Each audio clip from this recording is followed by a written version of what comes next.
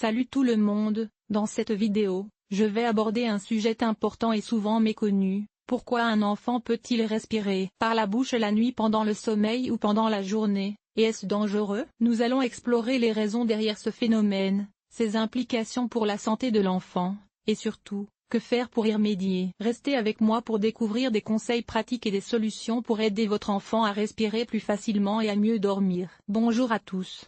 Avez-vous déjà remarqué que votre enfant respire par la bouche pendant son sommeil ou même pendant la journée? Aujourd'hui, nous allons explorer les raisons pour lesquelles cela peut se produire et ce que vous pouvez faire pour aider votre enfant. Obstruction nasale. L'une des principales raisons pour lesquelles un enfant peut respirer par la bouche est une obstruction nasale. Cela peut être dû à des allergies, un rhume, des amygdales enflées ou d'autres problèmes respiratoires. Lorsque le nez de l'enfant est obstrué, il peut naturellement commencer à respirer par la bouche pour obtenir plus d'oxygène. Problème de déglutition. Parfois, les enfants qui ont des problèmes de déglutition peuvent également préférer respirer par la bouche. Cela peut être lié à des troubles musculaires ou neurologiques qui rendent la respiration par la bouche plus confortable pour eux. Habitude. Dans certains cas, respirer par la bouche peut devenir une habitude pour l'enfant, surtout s'il a eu des difficultés respiratoires dans le passé. Il est important de surveiller cette habitude et d'intervenir si nécessaire. Maintenant que nous avons exploré les raisons pour lesquelles un enfant peut respirer par la bouche, passons à la question suivante.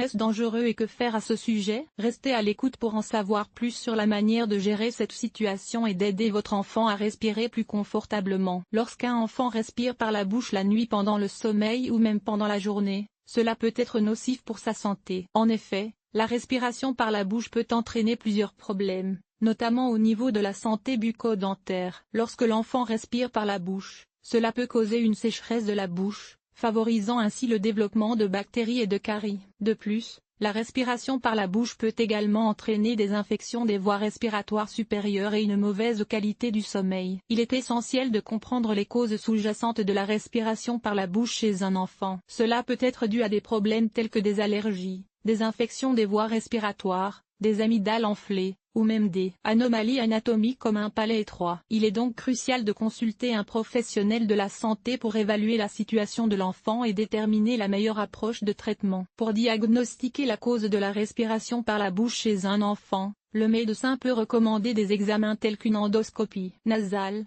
des tests d'allergie, ou des radiographies. Une fois la cause identifiée, le traitement peut varier en fonction de la situation spécifique de l'enfant. Par exemple, si des allergies sont en cause, des antihistaminiques ou des corticostéroïdes peuvent être prescrits. Dans le cas d'amygdales enflées, une intervention chirurgicale telle qu'une amygdalectomie peut être nécessaire. Il est également important d'encourager de bonnes habitudes respiratoires chez l'enfant, comme lui apprendre à respirer par le nez et à maintenir une bonne hygiène bucco-dentaire. Des humidificateurs peuvent être utilisés pour prévenir la sécheresse de l'air et favoriser une respiration nasale. Enfin, il est primordial de suivre les recommandations du professionnel de la santé pour assurer le bien-être de l'enfant et améliorer sa qualité de vie. En conclusion, la respiration par la bouche chez un enfant peut avoir des conséquences néfastes pour sa santé, mais en identifiant les causes sous-jacentes et en mettant en place un traitement adapté, il est possible d'améliorer la situation. Il est essentiel de consulter un professionnel de la santé pour évaluer et traiter efficacement ce problème.